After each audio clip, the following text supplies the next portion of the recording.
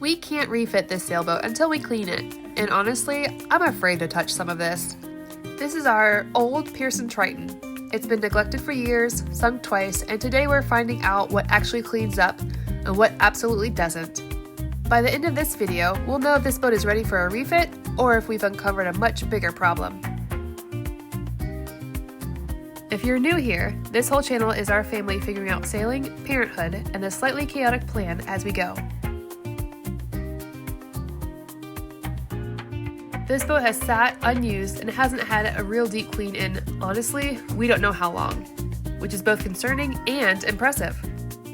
And before any refit can happen, before we talk sailing plans or anything fun, this has to happen first. Because you can't fix what you can't see, and right now, ignorance is not bliss.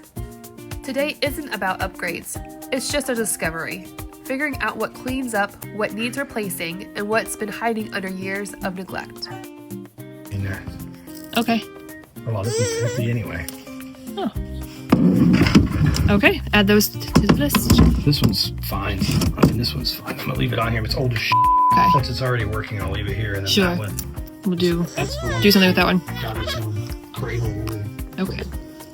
Wow, look at that.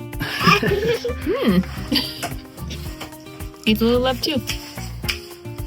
You just pick up any individual piece of anything that's like the grossest possible Yeah, but it's antique. colors and It's been antiqued. stuff. Vintage. Antique. This is like the new thing on the boat. New age.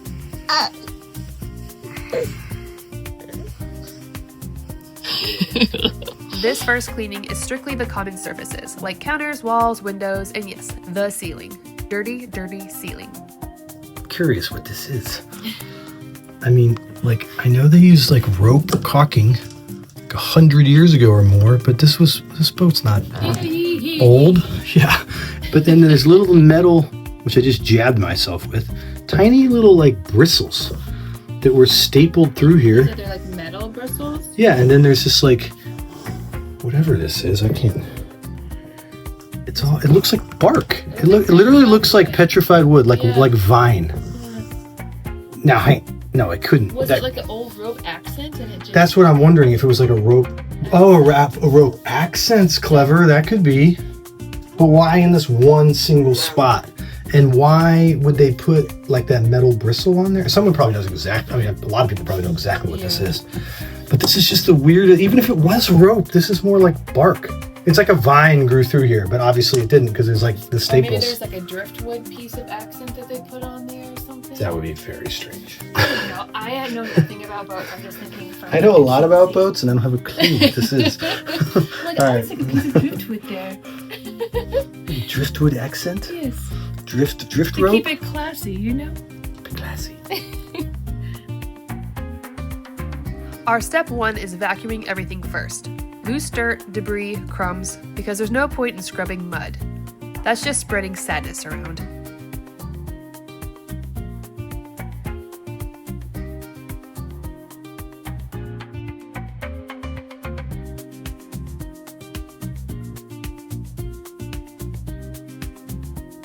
So Jay vacuumed and used a leaf blower to remove what didn't belong here anymore, while Jojo and I took inventory from the less noisy and dusty exterior. It's really brittle, but I think it's because it's rubber or plastic, but it's full. It's not a wire. It's not a coating. All I can think is maybe it's melted into... Huh. Wow, it's almost more like an ambery fluid. Very strange. Maybe it's some kind of... Maybe it was just like a caulking material or something. That Maybe. somehow got... After so many years, it's... Look what we just found. Gross.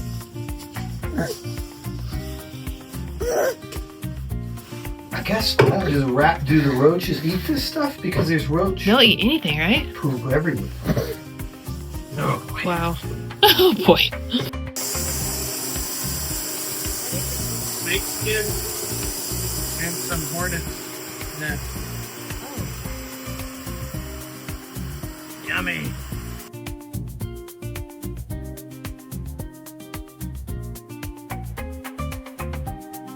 Us two ladies got serious in the interior once Jay was done and we could introduce the water aspect.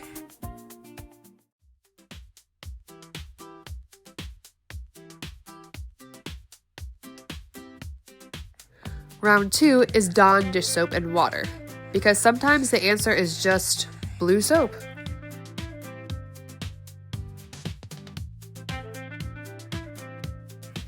This is about breaking through the layer of grease and grime, because disinfecting a layer of grime doesn't actually disinfect anything. That's just disinfecting the idea of clean. Only after all of that is gone do we bring in disinfectants. These aren't for dirt. They're for what's left after the dirt. This is so gratifying. This huge deep clean isn't about perfect. It's about removing the lies.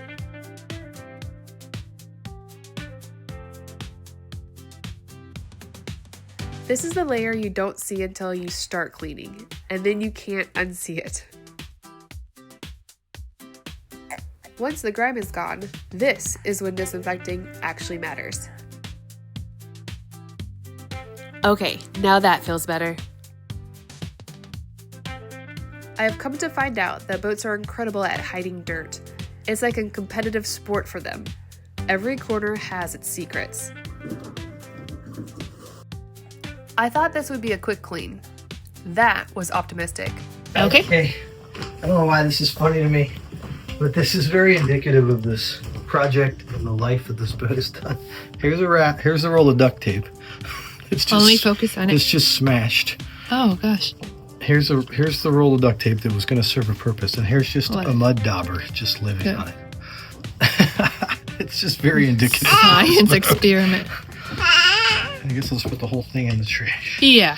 That's not a keeper. I'm learning a lot about wasp nests and their little larval stages.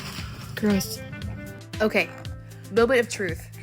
Some of this actually cleaned up better than I expected it to. So I owe the boat an apology.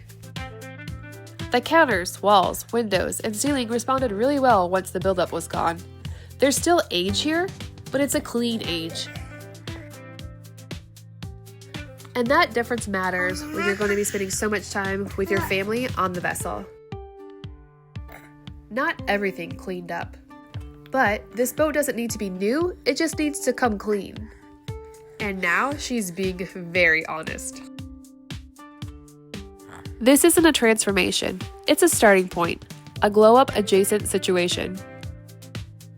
This was step 1, not the fun part, but the necessary part, like certain vegetables that shall not be named. Peas. Now that the boat is clean enough to think clearly, we can actually start taking refit plans seriously. What stays, what goes, and what makes sense for the boat we actually stay on. Guy in a little boat. If you want to follow along as we figure this thing out, sailing, parenthood, and all the in-between, I'd love to have you here. Click that subscribe button to follow along during our fun chaos. Thanks for sailing in. Catch you on the next wave. Mermaid out. Hi, I'm Jessie, the mama behind the Suburban Mermaid. After years of suburban life, I'm trading cul-de-sacs for coastlines and sailing around the world with my family. My husband Jay is a lifelong sailor, but me, I barely know port from starboard. What I do know is that I want our daughter Jojo to grow up chasing sunsets instead of schedules. So we're downsizing our lives on land, fixing up our free sailboat that's been sunk twice, then setting sail on adventures on the lake and the ocean. Subscribe to follow the adventure as we navigate raising a family by the water, poolside, dockside, and beachside, and prove that you don't need to know everything to start a new dream.